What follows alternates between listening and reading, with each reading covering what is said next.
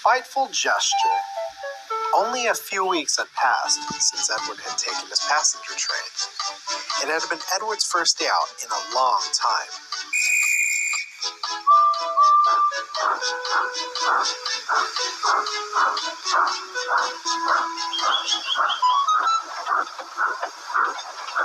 And almost all the engines had given Edward their full support.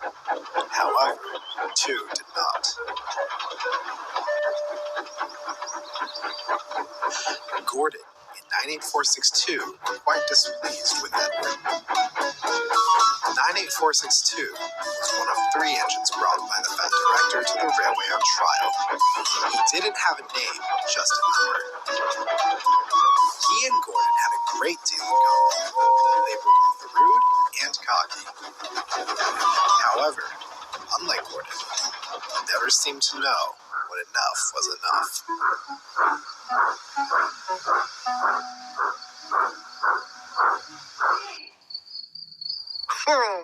You finally managed to make it out of the station, cackled 98462 as Edward backed down into the sheds one night. Edward had just returned from his passenger run and was feeling quite proud. What a useless engine you are, Edward. I'm sure we'll be hearing plenty of complaints from the passengers tomorrow. You must have been running late all day. The others gave 98462 a foul look, but Edward just smiled. Actually, we were right on time. I'm very happy to be useful again, he chuckled. Edward knew that as long as he did not let 98462's words bother him, the engine wouldn't berate him for long.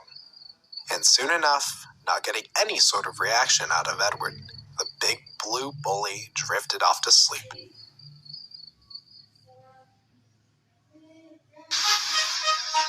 As Edward was now working regularly on passenger trains, the Fat Director extended the timetable to run later into the evenings. This now meant Edward, Gordon, and 98462 would be running the passenger service all across the island. Edward had his doubts, but was determined to work his hardest.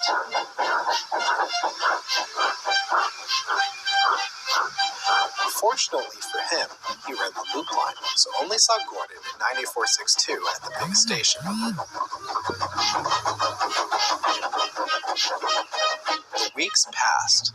Edward thought his trains were getting heavier and heavier, or he was getting older and older. The other engines had noticed this and offered to help. Ooh. No thank you, hinted Edward. You have your own trains to manage. You can't upset the Fat Director's timetable.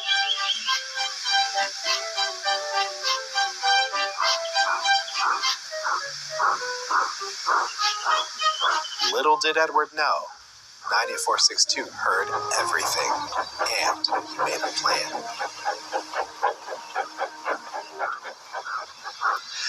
Edward arrived at the big station to collect his first passenger train. When he arrived, he saw that there were no coaches. Thomas must have woken up late again, he thought.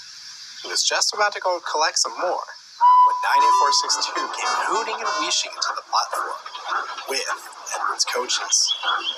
No need to fret, he said snootily. I'll be taking your train today. We mustn't upset the Fat Director's timetable. He laughed loudly as the guard blew his whistle and set off. Edward was upset, but he thought it was best he get on with his work.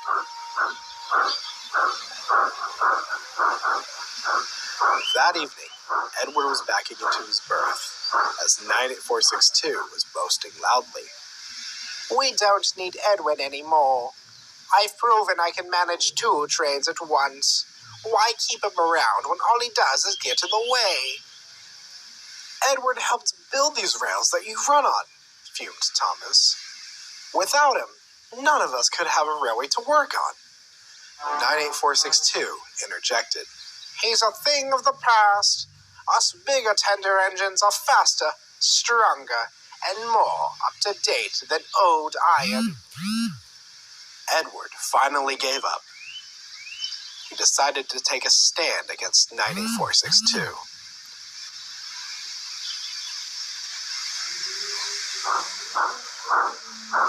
Next morning, he woke up earlier than usual to collect his coaches and make it to the platform before 9462.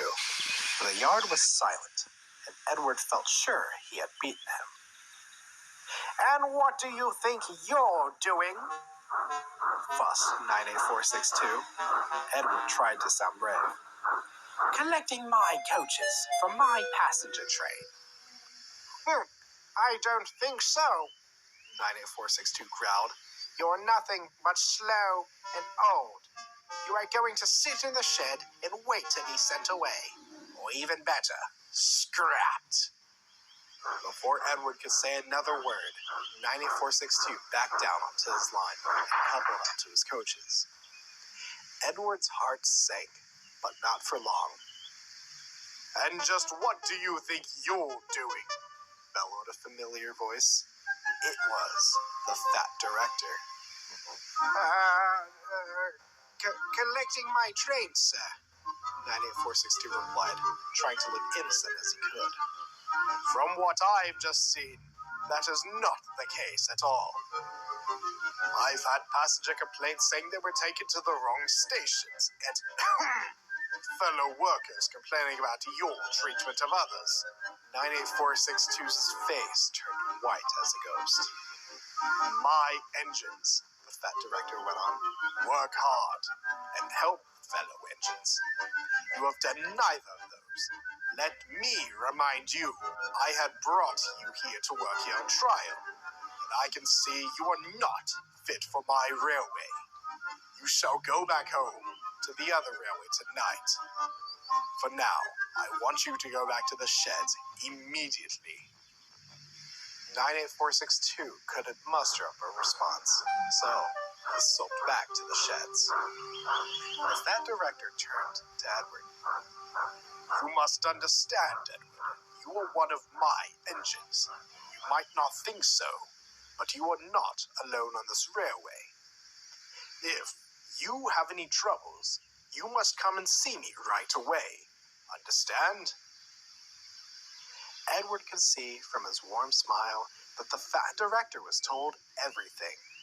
He looked across the yard and saw Henry and Thomas smiling back.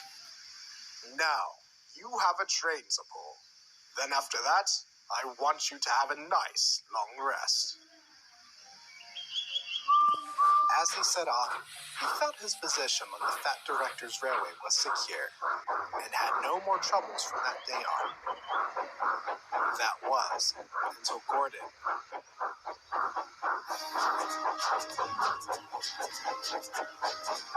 I mustn't say any more, or I shall spoil the next story.